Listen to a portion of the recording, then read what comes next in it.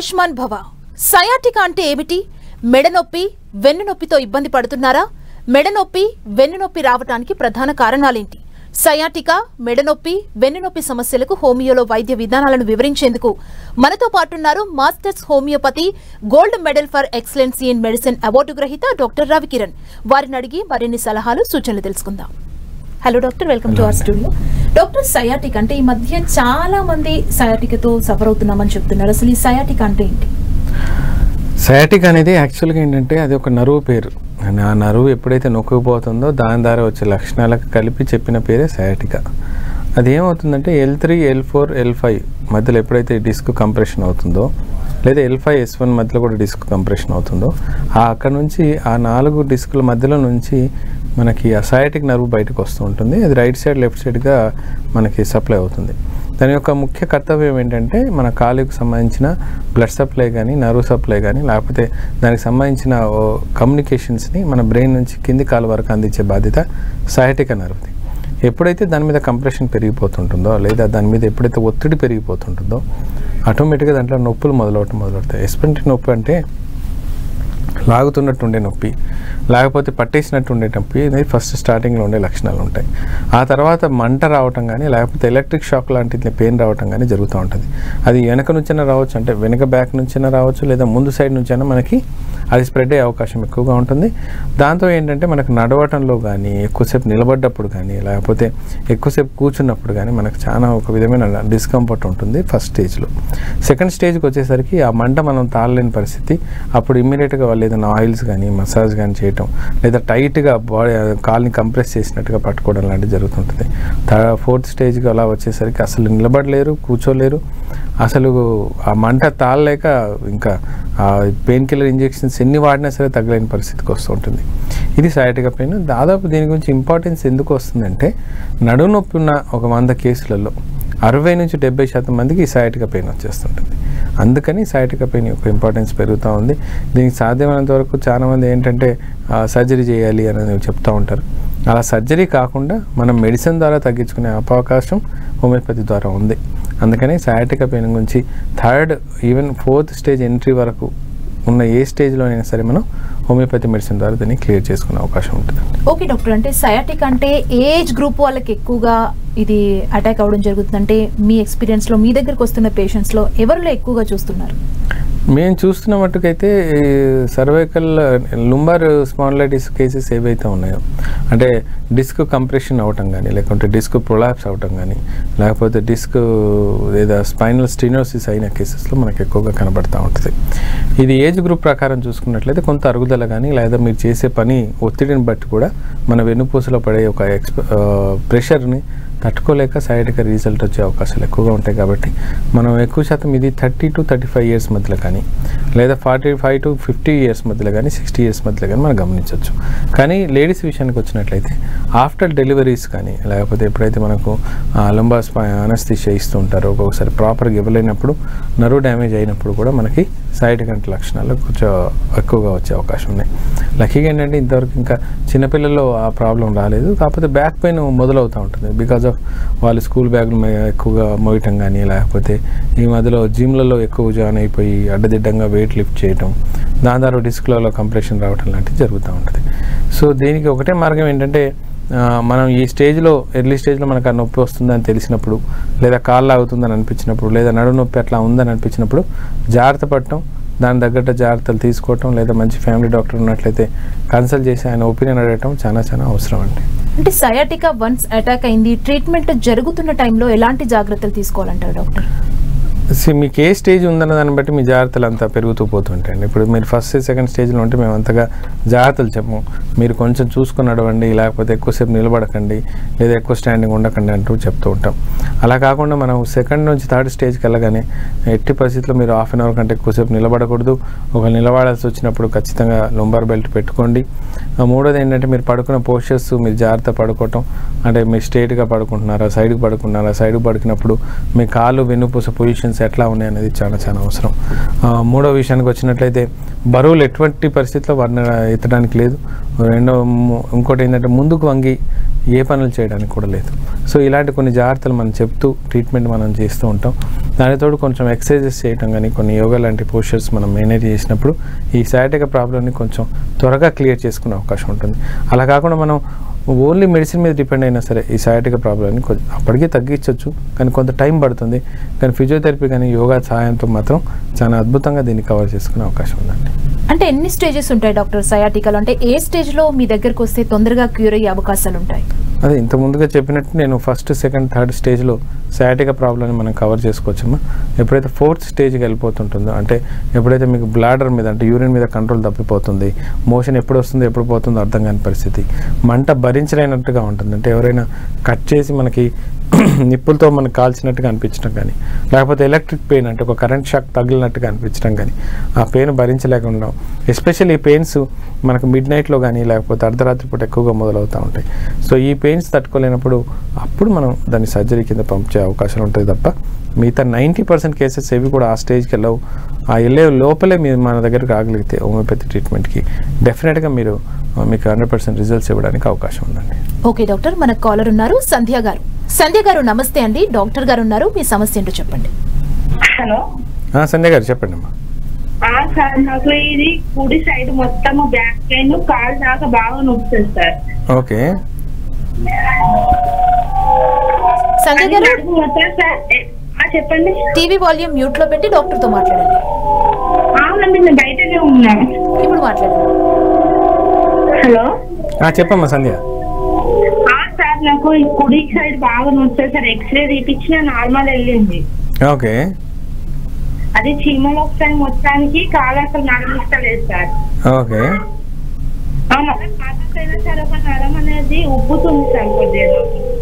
మీ వయసు ఎంతమ్మా? హలో మీ వయసు ఎంత? 30 సార్. 30 years అమ్మా. ఓకే ఇది ఎక్స్రేలో ఏమవుతుందంటే అమ్మా క్లియర్గా మనకు అంటే లోపల డ్యామేజ్ అయింది క్లియర్గా రాదు. ఒక వీలు పడితే మీరు అఫోర్డ్ చేయగలిగితే మాత్రం ఒకసారి మీరు ఎంఆర్ఐ చేయించుకున్నట్లయితే మనకు క్లియర్గా వస్తుంది. ఈ రిగార్డింగ్ నొప్పులు ఏదున్నా సరే హోమియోపతిలో అయితే ఖచ్చితంగా తగ్గుద్దమ్మా. ఏజ్ చిన్నది కాబట్టి డెఫినెట్గా మీ ప్రాబ్లమ్ని అయితే 100% సాల్వ్ చేసుకునే అవకాశం ఉంది. మీరు ఎస్టీ బస్సులో దాని గురించి టెన్షన్ పడాల్సిన అవసరం లేదు. డాక్టర్ దగ్గరికి వెళ్ళే ముందు మాత్రం ఎంఆర్ఐ లుంబార్ రీజన్ అని చెప్పండి. అది ఎంఆర్ఐ తీసుకున్న తర్వాత ఎన్ని డిస్కులు కంప్రెస్ అయినాయి, అసలు కంప్రెస్ అయిందా, ప్రొలాప్స్ అయిందా, లేకపోతే ఆ డిస్క్ మధ్యలో మనకు ఒక జెల్లీ లాంటి పదార్థం ఉంటుంది న్యూక్లియస్ పల్పస్ అని, అదేమైనా లీకేజ్ అయిపోయిందా లేకపోతే మొత్తానికి ఒక స్టిక్ అయిపోయిందా అనే విషయం మనకు క్లియర్గా అవుతుంది. కొన్నిసార్లు ట్యూమర్స్ వల్ల కూడా మనకు నొప్పులు వచ్చే అవకాశం ఎక్కువ ఉంటుంది. అంటే ఏదైనా ఉండొచ్చు. సో ఎక్స్రే అనేది ప్రైమరీ అసిస్టెన్సే, కానీ ఇప్పుడు మనకు కొత్త టెక్నాలజీస్ వచ్చాయి కాబట్టి ఎంఆర్ఐ చేయించుకున్నట్లయితే చేసే డాక్టర్కి ట్రీట్మెంట్ కూడా చాలా ఈజీగా ఉంటుందమ్మా. ఓకే డాక్టర్, అంటే ఈ సయాటికాకి సంబంధించి మాస్టర్స్ హోమియోపతిలో ఎలాంటి ట్రీట్మెంట్ ఉంది డాక్టర్? ఇప్పుడు మాస్టర్స్ హోమియోపతిలో కానీ ఒక ఐడియల్ హోమియోపతిక్ ట్రీట్మెంట్ ఎలా ఉంటుందంటే మన డిసీజ్ని బట్టి కాకుండా మనిషిని బట్టి ట్రీట్మెంట్ ఉంటుంది. అల్టిమేట్గా మీ మనిషిని ఒక టోటల్గా మన కాన్స్టిట్యూషన్ తీసుకొని ఆ కేస్ టేకింగ్ ప్రాపర్గా తీసుకొని ఆ డిసీజ్ ఎందుకు వచ్చింది, ఎలా వచ్చింది, మూల కారణం ఏంటి, యాక్సిడెంట్ వల్ల వచ్చిందా, బరువు వల్ల వచ్చిందా, లేపడం వల్ల వచ్చిందా, కొన్నిసార్లు ఎమోషనల్గా బాగా డిస్టర్బ్ అయినప్పుడు కూడా బాడీ మీద ఎఫెక్ట్ పడిపోతుంది, దానివల్ల వస్తుందా, ప్రెగ్నెన్సీ డెలివరీ టైంలలో వచ్చిన తేడాల వల్ల వస్తుందా అన్న ఒక ఎలిమెంట్ ఫ్రమ్ అంటుంటాం. ఆ కారణాలు కనుక్కుంటూ దానికి తగ్గట్టుగా అనలైజ్ చేసి మన ట్రీట్మెంట్ ఇవ్వగలిగినప్పుడు ఏమవుతుందంటే డిస్క్ కంప్రెషన్స్ ఏవైతే ఉన్నాయో రిలీజ్ అయిపోయి నర్వ్ కంప్రెషన్ అక్కడ నుంచి వెళ్ళిపోతుంది. ఎప్పుడైతే ఆ నర్వ్ కంప్రెషన్ మన పక్క తప్పిపోతుందో ఆటోమేటిక్గా మీకు సయాటికా పెయిన్ అనేది తగ్గిపోతుంది. ఇది ఎలా జరుగుతుంది అంటే శరీరం తనంతట తాను మార్చుకొని సెట్ చేసుకునే ప్రాసెస్ కాబట్టి దీనికి ఖచ్చితంగా మీరేంటో మాకు ప్రాపర్గా తెలియాలి. అప్పుడే కాన్స్టిట్యూషన్ ట్రీట్మెంట్ ఇవ్వగలుగుతాం. అది మనకు పర్మనెంట్ ఉండిపోతుంది. అందుకని మేము గ్యారెంటీ చెప్పగలుగుతాం అనమాట. ఒకసారి తగ్గిపోయింది హోమియోపతిలో అంటే మళ్ళీ నాకు తెలిసి మీరు చేసుకున్నంత పొరపాట్లు లేకుండా జీవితాన్ని సరిగ్గా నడుపుకున్నట్లయితే జీవితాన్ని మళ్ళీ సయాటికా వచ్చే అవకాశం అయితే లేదు. ఓకే డాక్టర్, మెడ నొప్పి అంటే ఈ మధ్యకాలంలో ఎవరిని కదిపినా ఆల్మోస్ట్ నెక్ పెయిన్తో ఇబ్బంది పడుతున్నామని చెప్తున్నారు. అంటే ఇప్పుడున్న సిచ్యువేషన్ అంటే సిస్టమ్స్ చూడడం దీనివల్ల ఏమైనా ఎక్కువ కేసెస్ అవుతున్నాయా? మీరేం చెప్తారు నెక్ పెయిన్కి సంబంధించి? నెక్ పెయిన్ అనేది యాక్చువల్గా ఏంటంటే మన బాడీకి మన బ్రెయిన్కి ఒక కనెక్టివిటీ పార్ట్లో మనకు నెక్ అటాచ్ అయి ఉంది. అది ఒక సర్వైకల్ రీజన్స్ అంటాం. అంటే వెన్నుపూస మొత్తం తీసుకున్న cervical, thoracic, lumbar and sacrum region మనం దాని కింద మనం కన్సిడర్ డివైడ్ పార్ట్ చేస్తూ ఉంటాం. ఈ సర్వైకల్ మనకు ఒక 7 వెన్నుపూసలతో అటాచ్ అయ్యి మన బాడీని కనెక్ట్ చేస్తూ ఉంటుంది. కాకపోతే ఏంటంటే ఇది most flexible, most easy, most డ్యామేజబుల్గా ఉంటుంది. దీన్ని ఎంత జాగ్రత్తగా కాపాడుకుంటే అంత మంచిది. ఇప్పుడు చాలామంది మీకు ఎప్పుడైతే మనం బార్బర్ షాప్స్కి వెళ్తుంటాం, లేకుంటే కటింగ్ షాప్కి వెళ్ళినప్పుడు ఏం చేస్తారంటే వాళ్ళు తలని ఇష్టం తిప్పేయటం, ఇట్లా అనటం అట్లా అంటాం చేస్తుంటారు. కానీ అది ఎప్పుడు కూడా అలాంటిది కరెక్ట్గా అడ్వైజబుల్ కాదు. అది మీకు అవ్వలేదు, ఏం ఇబ్బంది అంటే అది అదృష్టమే తప్ప అది అవ్వదన్న గ్యారెంటీని కాదు. ఏదున్నా సరే కనీసం ఒక మామూలుగా ఇలా మూమెంట్ ఇచ్చుకోవడం వరకే మీకు అలౌడ్ తప్ప మీరు తలని ఇలా రౌండ్గా తిప్పేయటం అలా తిప్పేయటం కూడా చేయకూడదు. అంత డెలికేట్గా సర్వైకల్ రీజన్స్ ఉంటాయి. ఎప్పుడైతే మీరు వర్క్ చేస్తున్నప్పుడు లేదా ఏదైనా మొబైల్ చూసినప్పుడు లేదా ముందుకు వెళ్ళినప్పుడు మీ తల ముందుకు వెళ్ళినప్పుడు ఆటోమేటిక్గా ఆ ప్రెషర్ అనేది మనకు డిస్కుల మీద పడిపోతుంటుంది. ఆ డిస్క్ మేనేజ్ చేయలేక డిస్క్ ప్రొలాప్స్ అయిపోతుంది. అంటే ఒకదాని మీద ఒకటి పడిపోవటం కానీ, లేకుంటే ఆ వెన్నుపూస యొక్క కెనాల్ దగ్గరకు అయిపోవటం, లేకుంటే ఆ నరాలను నొక్కిపోయినట్టు అయిపోవటం, దాన్ని స్పైనల్ స్టీనోసిస్ అంటుంటాం. ఇదేమో డిస్క్ ప్రొలాప్స్ అంటుంటాం. ఇవి ఎప్పుడైతే మొదలైపోద్దో దాన్ని మనం సర్వైకల్ స్పాండిలైటిస్ అంటుంటాం. ఆ సర్వైకల్ స్పాండిలైటిస్ ఒకసారి వచ్చింది అంటే ఆ మెడ నొప్పి మీకు బాగా లాగుతున్నట్లయితే ప్రాణాంతకం అంటూ ఏమి ఉండవండి. కానీ ఎప్పుడైతే ఆ మెడ లాగుతూ ఉంటుందో మీకు ఏ పని చేయాలన్నా అసలు కంప్లీట్ 100% కమిట్మెంట్ దాని మీద పెట్టలేదు. ఎందుకంటే మీకు నొప్పి లాగుతూ ఉంటుంది. ఒక పని చేద్దామంటే చేతులు లాగుతూ ఉంటాయి, తిమ్మిర్లు పట్టేస్తుంటాయి, మళ్ళీ చేయి లేపలేని పరిస్థితి. ఒకవేళ లాగినా సరే ఒక సపోజ్ లెఫ్ట్ సైడ్ ఎక్కువ కంప్రెషన్ ఉందనుకోండి, ఆ లెఫ్ట్ సైడ్ కంప్రెషన్ ఉండగానే అది హార్ట్ పెయిన్ మీకు అర్థం కాదు, ఇది నిజంగానే సర్వైకల్ వల్ల వస్తుందో అర్థం కాదు. పడుకుందామంటే అటు సైడ్ తిరిగి పడుకోలేని పరిస్థితి, తిమ్మిర్లు అనిపించడం, ఆ ఎలక్ట్రిక్ షాక్ లాగా అనిపించడం, బాగా ముదిరిపోయిందంటే కనీసం మీరు నడిచే బ్యాలెన్స్ కూడా మీ బాడీ కంట్రోల్లో ఉండదు, అలా తూలిపోతూ నడుస్తుంటారు. ఇంకా అది కాకుండా సర్వైకల్ స్పాండ్ ఇంకా పెరిగిపోయి చెవు లెవెల్లో ఇంపాక్ట్ స్టార్ట్ అయింది అంటే ఆ టినిటస్ అంటే చెవులో సౌండ్ లేని పట్టడం, లేకుంటే చెవులో ఇవి చేయటం కూడా దీనివల్ల మొదలవుతూ ఉంటుంది. అండ్ పెయిన్ ఎంత హెవీగా ఉంటుందంటే ఏ పెయిన్ కిల్లర్ వేసుకోవాలో అర్థం కాదు. వేసుకున్నా సరే ఒకసారి 6 to 7 hours తర్వాత మళ్ళీ పెయిన్ మొదలవుతూ ఉంటుంది. సో అంత దూరం తెచ్చుకునే ముందు జాగ్రత్తగా మనం ఒక డెలికేట్ ఆర్గాన్ని లేదా ఒక డెలికేట్ సిస్టాన్ని మనం డీల్ చేస్తున్నాం మర్చిపోకుండా ప్రాపర్గా మేనేజ్ చేసుకోగలిగితే బాగుంటుంది. మేము కూడా ఏ హోమియోపతిక్ మెడిసిన్స్ ఇచ్చినా డ్యామేజ్ లెవెల్ అండర్ కంట్రోల్ ఉన్నంత వరకే మెడిసిన్స్ పనిచేసేస్తాయి తప్ప ఒకసారి టోటల్గా డ్యామేజ్ అయిపోయింది ఏదైనా డాక్టర్ గారు చూసుకుంటారంటే మంతదండం అంటూ ఏది ఉండదు. ఏదైనా సరే రిపేర్ చేయగలిగాం కానీ కొత్త అయితే పెట్టలేని పరిస్థితి. ఇంకా సర్జరీ విషయానికి వచ్చామా, అది ఉన్న డిస్క్ని ఒక మెకానికల్గా అరేంజ్ చేసి దాన్ని మేము కాపాడే ప్రయత్నం చేస్తారు తప్ప వాళ్ళు కూడా కొత్తవి తెచ్చి పెట్టలేరు. సో ఆటోమేటిక్గా మీకు బోన్లో స్ట్రెంత్ లేదు, వెన్నుపూసలలో బలం లేదు, మళ్ళీ ఒకదాని మీద ఒకటి పడిపోతూ ఉంటాయి. ఆ పడిపోయిందంటే మళ్ళీ నొప్పి మొదటికి వస్తుంది. సో తిరిగి తిరిగి పేషెంట్స్ అలసిపోవడమే తప్ప రిజల్ట్స్ రాదు. సో అంత దూరం తెచ్చుకోవడం ఎందుకు, ఎర్లీ స్టేజ్లో first stage, second stage, third స్టేజ్లోనే డాక్టర్ని కన్సల్ట్ చేసుకొని ట్రీట్మెంట్ వాడుకొని వాళ్ళు చెప్పిన ఎక్సర్సైజ్ చేస్తా వాళ్ళు చెప్పిన జాగ్రత్తలు తీసుకున్నట్లయితే సర్వైకల్ స్పాండిలైటిస్ని చాలా మటుకు మనం అవాయిడ్ చేయొచ్చు, క్యూర్ చేయొచ్చు అండ్ పర్మనెంట్గా సెట్ చేయొచ్చు. ఓకే డాక్టర్, మరో కాలర్ ఉన్నారు. శివాజీ గారు. శివాజీ గారు నమస్తే అండి. డాక్టర్ గారు ఉన్నారు, మీ సమస్య ఏంటో చెప్పండి. చెప్పండి శివాజీ. Good afternoon sir. మాట్లాడండి. శివాజీ గారు మీ టీవీ వాల్యూమ్ ని మ్యూట్ లో పెట్టి డాక్టర్ తో మాట్లాడండి. మరోసారి చెప్పరా. అది ఫైనల్ కార్డ్స్ ఆపరేషన్ అయ్యిందండి. Okay okay. దానివల్ల ఏంటంటే ఇప్పుడు ఆపరేషన్ అయిన తర్వాత కింద పొంగలేకపోతున్నానండి. ఓకే. దానివల్ల ఏమైనా ఎక్సర్సైజ్ చేస్తే ఏమైనా రిలీఫ్ అయ్యే ఏమైనా అవకాశాలు ఉంటాయని అడగడానికి ఫోన్ చేస్తాను సార్. నార్మల్గా ఏమవుతుందంటే మీరు ఒకసారి ఆపరేషన్ చేసిన తర్వాత హీలింగ్ టైం అని ఒకటి ఉంటుంది. అంటే ఒక 2-3 weeks, 4 weeks, 5 weeks అట్లా టైమింగ్ ఉంటుంది. ఆ టైంలో మీరు ఎటువంటి ప్రయోగాలు కానీ అంత అర్జెంటుగా ముందు కొంగి బరువులు ఎత్తే పనులు కానీ ఏది చేయకూడదు. ఒకవేళ చేయాల్సి వచ్చినా మీరు ముందుకు వెళ్లకుండా సైడ్ నుంచి వండి తీసుకోవడానికి ప్రయత్నం చేయండి. రెండోది, ఒకవేళ ఇది ఆ తర్వాత కూడా మీరు ముందు వంగలేకపోతున్నారు, పట్టేస్తుందంటే ఖచ్చితంగా మీకు సర్జరీ చేసిన డాక్టర్ని కన్సల్ట్ అయ్యి మరి ఎందుకు నాకు ఆ ఫ్లెక్సిబిలిటీ రావట్లేదు, ఎక్కడ నేను స్టక్ అయిపోయినాను, మరి ఎక్కడ రాంగ్ జరిగిందన్న విషయం క్లారిటీ తీసుకోండి. దానికి కూడా 3 వారాలు మ్యాక్సిమం మీరు వెయిట్ చేయండి, అంతకుమించి వెయిట్ చేయకూడదు. ఎందుకంటే 3 వారాల కంటే ఇంకా 5 వారాలు 7 వారాలు అలా వెయిట్ చేస్తూ మీరు ఇంకా ముందుకు వంగలేదంటే అక్కడ డిసీజ్ పెరిగిపోయి ఫిక్స్ అయిపోయే అవకాశాలు ఎక్కువగా ఉంటుంది. సో మళ్ళీ మనం ఏదైనా ట్రీట్మెంట్ చేద్దాం అనుకున్నా అది చేయలేని పరిస్థితికి వెళ్ళిపోతాం. సో ఒక 2 to 2 weeks మ్యాక్సిమం మనం వంగలేకపోతున్నాం. సో ఇమ్మీడియట్ మీరు సర్జరీ చేసిన డాక్టర్ని అడిగేసి రీజన్ ఏంటి, దానికి మనం ఏ విధంగా సెట్ చేయొచ్చు అని చెప్తారు. వాళ్ళు ఖచ్చితంగా సజెస్ట్ చేస్తారు. మోస్ట్లీ వాళ్ళు ఫిజియోథెరపీ కానీ కొన్ని మెడికేషన్స్ మార్చి మీకు హెల్ప్ చేస్తారండి. అట్లాగే ఉండిపోతుందని భయపడద్దు. అది కాకపోయినా హోమియోపతి ట్రీట్మెంట్ ద్వారా మేము సెట్ చేయొచ్చండి. ఓకే డాక్టర్, అంటే నెక్ పెయిన్ కి సంబంధించి ఈ రోజుల్లో చాలా మంది మొబైల్ ఫోన్స్ కి ఎక్కువగా అడిక్ట్ అయ్యారు, చిన్నపిల్లల నుంచి పెద్దవాళ్ళ వరకు. అంటే మొబైల్ పొజిషన్ కరెక్ట్ గా లేకపోతే మెడనొప్పి ఎక్కువగా వస్తుందని కూడా చెప్తుంటారు కదా, మీరేం చెప్తారు దానికి సంబంధించి? 100% నేను స్క్రీన్ టైం అంటాను. యాక్చువల్గా ఏంటంటే మీరు మొత్తం మీద మొబైల్లో మీరు స్పెండ్ చేసే టైం ఎంతగా ఉందని. మీరు ప్రతి మొబైల్లో ఏ మొబైల్ మనం ఇలా పెట్టుకొని చూడం, మ్యాక్సిమం మొబైల్ అంతా ఇలాగే పెడతాం. సో ఆటోమేటిక్గా మీ నెక్ బెండ్ అవుతూనే ఉంటుంది. ఆ నెక్ బెండ్ అయినప్పుడు అంటే స్ట్రైట్గా ఉన్నప్పుడు మీ యొక్క వెయిట్ ఒకవేళ 5 kgs 4 kgs ఉన్నట్లయితే బెండ్ అయినా కొద్దీ దాని యొక్క వెయిట్ పెరుగుతుంటుంది. అంటే కొంచెం మీరు ఒక 35 angles లేదా 45 angles పెట్టగానే 5 kgs ఉన్న వెయిట్ కాస్త 8 to 9 kgs వెయిట్ కనబడుతుంది. అలా కాకుండా మీరు 90 యాంగిల్లో మీరు పెట్టినట్లయితే అది 15 kgs వెయిట్ ఎక్కువ అవుతుంది. మరి 15 kgs వెయిట్ని మోయేసేంతగా సర్వైకల్ స్పాండిలైటిస్ అంటే సర్వైకల్ స్పైన్స్ అయితే రెడీ అవ్వాలి.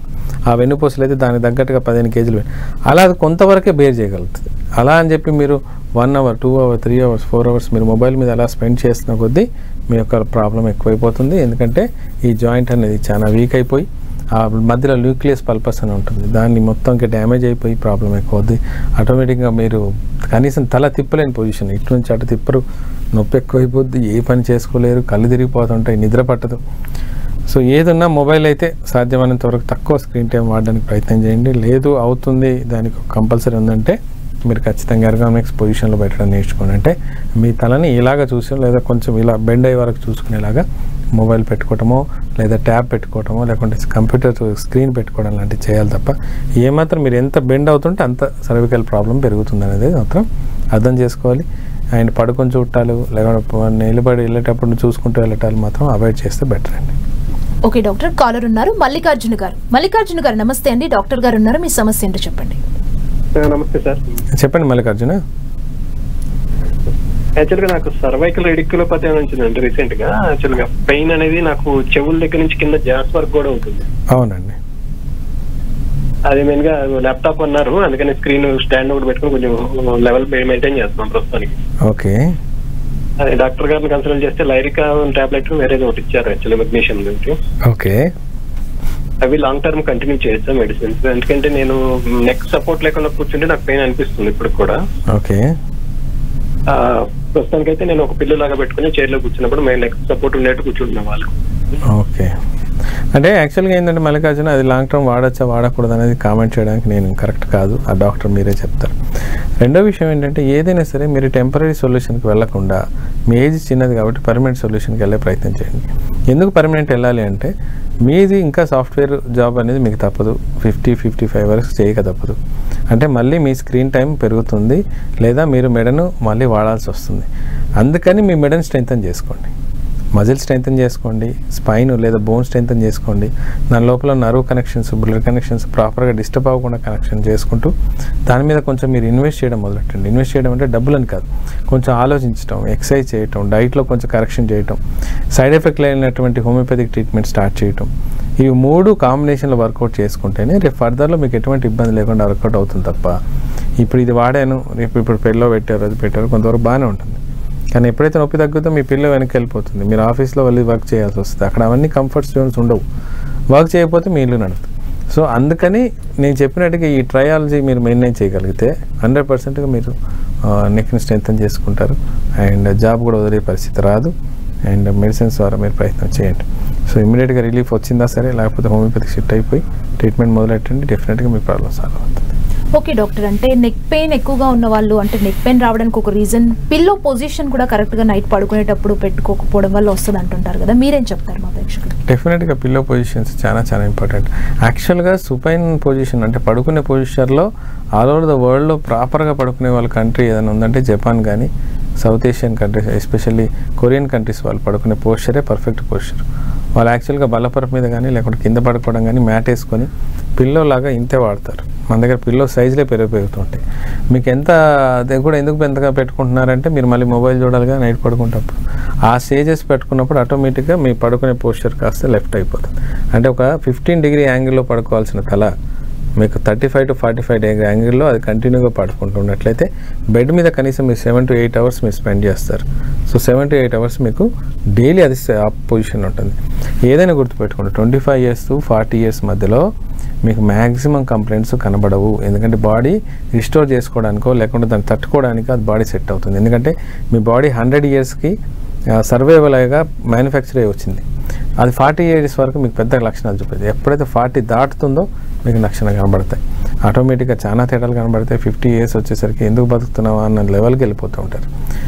అప్పుడు రికవర్ చేయాలన్నా డాక్టర్స్ దగ్గర ఉన్న ఆప్షన్స్ చాలా తక్కువగా ఉంటాయి. సో ముందు నుంచి కూడా పోస్చర్స్ కానీ పడుకునే విధానం కానీ ఏ చేయి మీద పడుకుంటున్నాం, చేయి మీద ఎక్కువసేపు మనం పోస్చర్ ఇది బ్యాలెన్స్ చేస్తున్నామా, వెయిట్ వేస్తున్నామా, ఇది పడుకునేటప్పుడు కంఫర్ట్ జోన్లో ఉందా లేదా, అసలు ఒరిజినల్ పొజిషన్ ఏంటి, ఖచ్చితంగా డాక్టర్ని అడిగే ప్రయత్నం చేయండి. మీ అంతటా మీరు పిల్లలు కొంటారు అది స్పాంజ్గా ఉంది, లేకపోతే మెమరీ ఫోమ్ వాడాడు దానివల్ల మనకి ఏ ఇబ్బంది రాదు, లేదా హార్డ్గా వాడుతాను అది భ్రమలో ఉండొద్దు. ఖచ్చితంగా డాక్టర్ ఎస్పెషల్లీ ఆర్థోపెడిషన్ కానీ ఫిజియోథెరపిస్ట్ వాళ్ళ సజెషన్స్ చాలా అవసరం. అండ్ రెగ్యులర్గా యోగా అనేది మ్యాండేటరీ అండి. ఓకే డాక్టర్, వెన్ను నొప్పి అంటే ఈ సమస్య రావడానికి మెయిన్ రీజన్స్ ఏమంటారు? ఇప్పుడు వెన్ను నొప్పి అనగానే మామూలుగా ఏంటంటే అందరూ ఓన్లీ బ్యాక్ నొప్పిని వెన్ను నొప్పి అంటుంటాం. అలా కాదండి. వెన్ను పూస ఎక్కడ వరకు సప్లై అవుతుందో అది ఎక్కడ పెయిన్ వచ్చినా దాన్ని వెన్ను నొప్పి అంటాం, దాన్ని బ్యాక్ పెయిన్ అంటాం. ఇంతవరకు మనం సర్వైకల్ గురించి మాట్లాడుతూ అంటే నెక్ గురించి మాట్లాడాం, అది వన్ పార్ట్. సెకండ్ పార్ట్ ఏంటంటే థొరాసిక్ రీజన్, ఇక్కడ నుంచి ఇక్కడ వరకు వచ్చే థొరాసిక్ రీజన్లో అంటే లుంబార్ స్టార్ట్ అయ్యే వరకు. అంతకుముందు వరకు మనం బ్యాక్ పెయిన్ సైడ్కి అంటే లుంబార్ రీజన్ గురించి మాట్లాడినాం. ఈ T లెవెల్ నుంచి ఇది 12 స్పైన్స్ ఉంటాయి, అంటే 12 మనకి వెన్నుపూసలు ఉంటాయి. వీటిలో ఇబ్బందులు తక్కువ ఉంటాయి. కాకపోతే నొప్పులు ఎప్పుడు ఎక్కువ వస్తుంటాయి అంటే ఎవరైతే మనకు చేతుల వర్క్ ఎక్కువ చేస్తారో, లేకపోతే బట్టలు ఎక్కువ ఉతుకుతారో, చపాతీలు ఎక్కువ చేస్తారో, లేకపోతే కుకింగ్లో కానీ లేకపోతే ఈ హ్యాండ్ ప్రెషర్ ఎక్కువగా వాడుతున్నారో వాళ్ళల్లో ఈ లోపల వెనక వస్తుంటుంది. దానికి కొన్నిసార్లు రిఫరల్ పెయిన్స్ కూడా యాడ్ అవుతాయి. అంటే మీకు గ్యాస్ ఎక్కువైనప్పుడు కూడా వెనకకు నొప్పి పట్టేయటం కానీ, లాగలేకపోవడం పట్టడం కానీ, ఆ తేనుపులు తీయలేరు పట్టలేరు అట్లా పట్టేసినట్టుగా అనిపిస్తుంది. కొన్నిసార్లు బోన్ క్యాన్సర్స్ వల్ల కానీ లేకపోతే ట్యూమర్స్ వల్ల కూడా మనకు తెలుస్తుంటుంది. నేను ఎక్స్రేని ఎప్పటికీ ఎంకరేజ్ చేస్తాను, నేను కాదన్ను, అది చీపెస్ట్ వే టు డయాగ్నోసిస్. కానీ మీకు నొప్పి తగ్గట్లేదు, ఎంత మంచి మెడిసిన్ ఇచ్చి తగ్గట్లేదు అంటే ఖచ్చితంగా ఒక్కసారి MRI స్పైనల్ కట్ చేసుకోవడం చాలా అవసరం. అది బోన్ క్యాన్సర్స్కి వెళ్తుందా, ట్యూమర్స్కి వెళ్తుందా, ఇంకేదైనా అబ్స్ట్రక్షన్ ఉందా లేదా ఏమైనా డ్యామేజ్ అయిందనేది దాంట్లో మైన్యూట్ వేలో కూడా మనకు తెలిసిపోతుంటుంది. స్పైన్ విషయంలో అస్సలు నెగ్లెక్ట్ చేయొద్దు, అది మీకు మొత్తం నిలబెట్టేది లైఫ్ అంతా.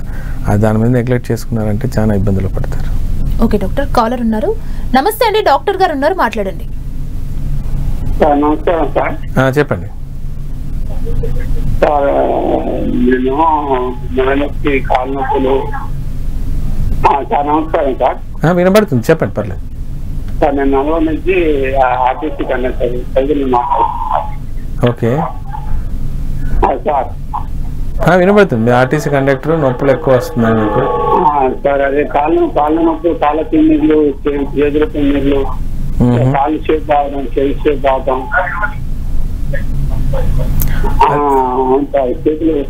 చేతులు వంకడం, ఆట షేప్ రావడం, కాళ్ళు షేప్ రావడం, జలుబు ఎక్కువ ఉంటుంది సార్. అంటే మీరు బాధ దాదాపు ఇయర్స్ నుంచి బాధపడుతుంది సార్. జాబ్ కూడా పోయింది, జాబ్ తీసేసారు అన్ఫిట్గా, మెడికల్ అన్ఫిట్గా. ఇంటి ఉంటున్నాను సార్, నడవలేస్తాను అన్ని చేయించుకున్నా తక్కువ రావట్లేదు సార్.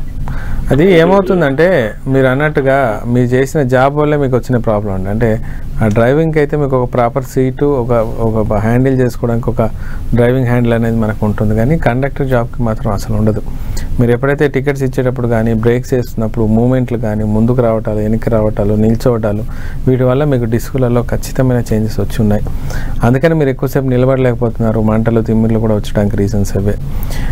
ఒకసారి ప్రాపర్ రిపోర్ట్స్ ఏమైనా ఉన్నట్లయితే దగ్గర ఉన్న మంచి హోమియోపతి డాక్టర్ ట్రీట్మెంట్ స్టార్ట్ చేయండి. నాకు తెలిసి 80 to 90% క్లియర్ అయ్యే అవకాశం ఉంది. ఎందుకు మీరు 100% చెప్పట్లేదంటే మీరు ఆల్రెడీ కొంచెం ఏజ్డ్ పర్సనాలిటీ లాగా ఉన్నారు మీ వయసుని బట్టి. ఆ 100% అనేది ఒక ఏజ్ తర్వాత మనం అచీవ్మెంట్ చేయలేం. మీకున్న నొప్పులలో 70 to 80% రీచ్ అయినా సరే మీకు మ్యాక్సిమం రిలీఫ్ వస్తుంది. మీరు రోజువారీ పనులు అద్భుతంగా చేసుకోగలుగుతారు. సో అంతవరకు మీరు రావాలి అంటే మాత్రం ఒక మంచి డాక్టర్ని చాయిస్ చేసి ట్రీట్మెంట్ మొదలెట్టండి. డెఫినెట్గా మీ ప్రాబ్లం సాల్వ్ అవుతుంది. మీరు ఇంకా వేరే సిస్టమ్ని కూడా చూడడం మొదలెట్టండి. ఒక అలోపతిలో మీకు ట్రీట్మెంట్ కరెక్ట్ కావట్లేదు, సో హోమియోపతి ఉంది, ఆయుర్వేదం ఉంది, నేచురోపతి ఉంది, యునాని ఉంది. దాంట్లో మీకు సైడ్ ఎఫెక్ట్ ఇవ్వకుండా బెస్ట్ ఇచ్చే ట్రీట్మెంట్స్ ఎవరు ఉన్నారు నేచురల్ మెథడ్లో అని చూస్తూ దాని ప్రకారం ట్రీట్మెంట్కి వెళ్తే బెస్ట్ ఆప్షన్స్ ఉంటాయి. హోమియోపతిలో అయితే సైడ్ ఎఫెక్ట్స్ ఉండవు అండ్ రిజల్ట్స్ కూడా అద్భుతంగా వస్తాయండి. ఓకే డాక్టర్, అంటే వెన్ను నొప్పికి హోమియోలో చికిత్స విధానం ఎలా ఉంటుంది డాక్టర్? వెన్నునొప్పికి సేమ్ అండి, మనకి సేమ్ కాన్స్టిట్యూషన్ థెరపీ తీసుకోవటమే 100%గా ఒక 45 to 1 hour ఖచ్చితంగా పేషెంట్తో స్పెండ్ చేయాల్సి వస్తుంది. వాళ్ళు చెప్పే లక్షణాలు, వాళ్ళకి వచ్చే డ్యామేజ్ ఎక్కడ ఉంది, ఎందువల్ల వచ్చింది, దాని మూల కారణం ఎక్కడ వచ్చింది, దాని ఏదో మొదలైంది, యాక్సిడెంట్ వల్ల మొదలైందా, బరువుల వల్ల మొదలైందా, దాంతోపాటు ఎటువంటి కంప్లైంట్స్ ఉన్నాయి, ఓన్లీ నడుము నొప్పి లాగుతుందా, దాంతోపాటు చెమటలు పట్టడం, గ్యాస్ పట్టడం లాంటివి కూడా ఉన్నాయా, ఎప్పుడు ఎక్కువ అవుతుంది, ఎప్పుడు తక్కువ అవుతుంది, అర్ధరాత్రి పూట ఎక్కువ అవుతుందా, తగ్గుతుందా, లేకపోతే డే టైంలో వర్క్ చేసినప్పుడు ఎక్కువ అవుతుందా, ఇవన్నిటి కూడా కన్సిడర్ చేస్తూ ట్రీట్మెంట్ ఇచ్చినప్పుడు ఏమవుతుందంటే అద్భుతంగా ఆ మెడిసిన్ పనిచేయటం, దాని ద్వారా రిజల్ట్స్ కూడా మనం రీచ్ అయ్యే అవకాశం ఎక్కువగా ఉంటుందండి. సో వెన్నుపూస విషయాలలో ఖచ్చితమైన రిజల్ట్స్ ఉన్నాయి, నేను కాదన్ను. కాకపోతే దానికి కూడా ఒక లిమిటేషన్ ఉంది. ట్యూమర్స్ వచ్చినాయి, క్యాన్సర్స్ వచ్చినాయి, డ్యామేజ్ అయిపోయింది, ఒక లెవెల్ని దాటిపోయిపోయింది, పెడికల్స్ అన్ని డ్యామేజ్ అయిపోయినాయి, అందులో అద్భుతాలు ఎక్స్పెక్ట్ చేయలేం. కానీ 90% పర్సన్స్కి మాత్రం హోమియోపతి మాత్రం చాలా మట్టుకు వెన్నుపూస సమస్యల్లో అన్నిటికీ సమాధానం ఉందండి. ఓకే డాక్టర్, సయాటికా, వెన్నునొప్పి, మెడనొప్పికి సంబంధించి చాలా విషయాన్ని మా ప్రేక్షకులకు తెలియజేశారు doctor. Thank you so much అండి. Thank you. చూశారు కదా, ఇది వాటి ఆయుష్మాన్ భవ. మరో కార్యక్రమంతో మళ్ళీ కలుద్దాం. చూస్తూనే ఉండండి 10 TV.